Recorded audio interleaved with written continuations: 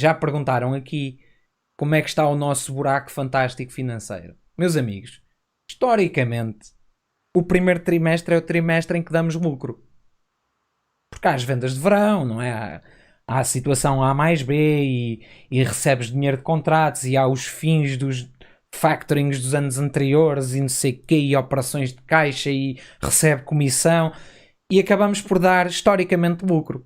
Isto não é nada da normal. Por isso, logo a parte em que damos prejuízo, no primeiro trimestre, mal eu vi, eu já sabia que íamos dar. Eu fiz as contas e eu disse: se não dermos prejuízo, há aqui engenharia financeira. E demos prejuízo na casa dos 5 milhões de euros, praticamente. A questão aqui é: isto é só a primeira parte da época. Agora, vou ser honesto intelectualmente, nós ainda temos o negócio do Vendel para entrar e do Vieto. Se bem que do Vieto recebemos uma bagatela, portanto, as mais-valias relacionadas com o negócio são nulas, porque nós não vamos ter mais-valias. E o Vendel, vamos ver quanto é que vai ser de comissões e outras charadas. Mas estarão à volta dos 20 milhões líquidos a entrar em caixa. O problema é que nós mesmo com esses 20 milhões líquidos não vamos chegar ao fim do ano com lucro.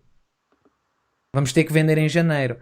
E neste momento estaremos a navegar, isto na minha opinião, e estava eu a discutir com o Riscos, por acaso, sobre isso, antes de passar mesmo a falarmos do artigo dele. Partilhamos ambos a mesma opinião, que não é só questão de ser preciso vender para pagar contas, é que vamos chegar ao fim do ano, se calhar confortavelmente, dependendo também da situação Covid, com 30, 40 ou 50 milhões negativos. Isto se não vendermos em janeiro. Portanto, uma gestão que eu não vendo e chego ao fim do ano com, neste caso seria sem vendas, com 60 milhões ou 70 milhões, que é o buraco que nós temos, é mau.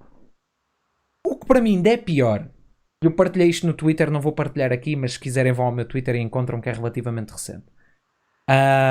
Um gráfico que eu fui buscar dos proveitos, portanto das receitas fora transações de jogadores e das despesas com pessoal. Porquê? Alguém que perceba de gestão, o problema do Sporting com o Bruno nunca foi ter aumentado o passivo de X para Y, onde nem aumentou, o passivo ficou relativamente estável se formos olhar para os 5 anos.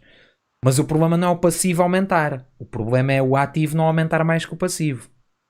E aumentar menos. Depois aí entramos em falência técnica. Não é preciso ser um gênio. Ou seja, despesas com o pessoal aumentarem, eu vou tentar não ser muito técnico e ser o mais simples aqui que consigo, mas as despesas com o pessoal aumentarem dentro da gestão do Bruno nunca foi um problema. Nunca. Porque os proveitos operacionais do Sporting cresceram sempre muito mais do que essas receitas. Aliás, dessas despesas, eu fiz as contas.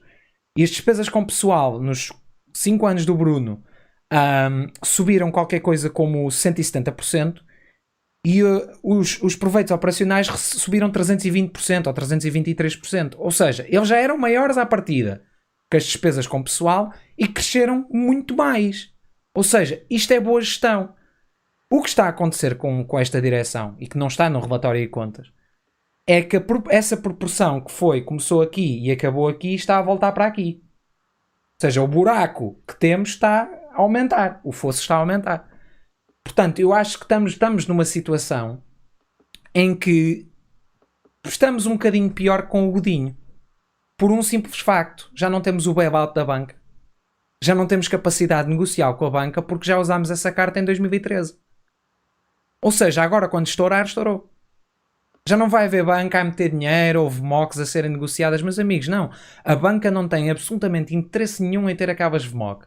Daí a ter estado interessada em negociar 120 milhões para 40. Porque eles não as querem ter. Aquilo é um ativo tóxico para eles. Eles não querem aquela porcaria para nada. Eles querem ver-se livres daquilo e aceitam perder dinheiro com aquilo. As VMOC que nós negociamos, as tipo A e tipo B, não necessariamente as VMOC que emitimos de vez em quando, essas aí não interessam. Aqui para a questão. As outras são suportadas pela banca diretamente. Portanto, já não temos essa carta. E estar a fazer uma gestão em que temos 30, 40, 50, 60 milhões negativos e que precisam de ser supridos com receitas extraordinárias, que também não conseguimos ter, seja a nível de vendas, seja Champions League, seja tudo. É um bom tiro nos cornos, como diz o outro. Ou seja, outra questão curiosa, só para passar também a bola ao Sabino, que ele deve ter alguma coisa a acrescentar, mas que mostra a desastrosa gestão que está a ser feita. No último ano do Bruno, E eu aqui quero ressalvar que eu comparei períodos similares, ou seja, o Riscos no artigo dele vai comparar períodos, por exemplo, primeiro trimestre de 2020 com o último trimestre de 2018, o terceiro trimestre, peço desculpa, não é o último, é o terceiro trimestre. Eu comparo o primeiro com o primeiro, portanto temos uma abordagem diferente, mas eu, para mim, isto é mais fácil para comparar a situação da época, porque no fim do ano as situações de caixa mudam. Mas, por exemplo, em 2017, primeiro trimestre, tínhamos praticamente 30 milhões em caixa. 30 milhões em caixa e depósitos. O que é que isto significa? Que se amanhã houvesse um cataclismo e eu precisasse pagar, eu tinha os salários de uma época pagos só com o valor em caixa. Mais ou menos, andavam à volta de 70 milhões, portanto, quase meia época estaria pago com os valores em caixa. Nós, no fim deste trimestre, e por isso é que aconteceu a venda do Vendel e do Vieto, mas o Vieto, pronto, também não interessava a ninguém, tínhamos 4,7 milhões em caixa. O ano passado, nesta altura, tínhamos 15,4 milhões em caixa. Ou seja, os valores em caixa estão a cair incessantemente desde 2018. Estamos com 4 milhões. Isto neste momento não cobre, ou se calhar com a despesa atual depois do Vendel e do Vieto, talvez cubra. Isto cobre um mês de salários. 4 milhões em caixa. Um mês. Claro que agora já aumentou, mas percebem onde eu quero chegar.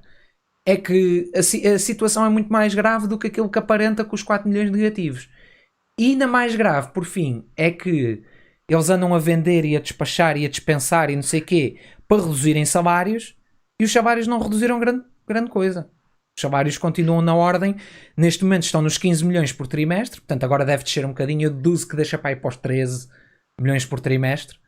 Mas agora, neste relatório de contas, estão nos 15 milhões, o que dá 60 milhões por ano. A última época do Bruno estávamos com cerca de 72 ou 74 milhões por ano. Tanto que sai Jesus, William, Patrício, Bruno Fernandes, quem é que eu me estou a esquecer mais? Que foram mais uns quantos? O Gelson, todos os jogadores e neste caso o Jesus treinador, pagos principalmente, e só se corta 10 milhões anuais às despesas com o pessoal. Expliquem-me como. Só o Jesus e a equipa representava 9 ou 10. Onde é que foi o dinheiro? Eu não percebo onde é que foi, quanto é que eles estão a pagar aos atletas que lá estão agora. Mas tem que ser muito. Mesmo muito. Mas não sei, queres passar agora, passo-te agora a bola, se calhar, que é para dares aqui os teus 2 cêntimos. Deixa-me dar só uns retoques. Se calhar os salários dos atletas são pagos, mas também há uma comissão para os Jorge Mendes a cada mês, não sei. Eu já imagino tudo. Eu vou fazer considerações mais generalistas, mais genéricas, aliás. Perante estes números, eu gostava de ouvir aqueles tipos que andam a dizer: caladinhos, estamos em primeiro, silêncio, não interessa, estamos em primeiro. Assembleias Gerais, estabilizadores, terroristas, estamos em primeiro. Eu sei que isto é um bocado conversa de mente capto, mas nós vemos essa conversa de mente capto repetida, vezes sem contas, nas últimas semanas. Aquilo que nos leva a crer que esta direção caia é porque são, fundamentalmente, total incompetentes e fazem mal ao Sporting. É isto. Este relatório de contas, mais uma vez, põe a nu a incapacidade total destes indivíduos para gerirem o clube.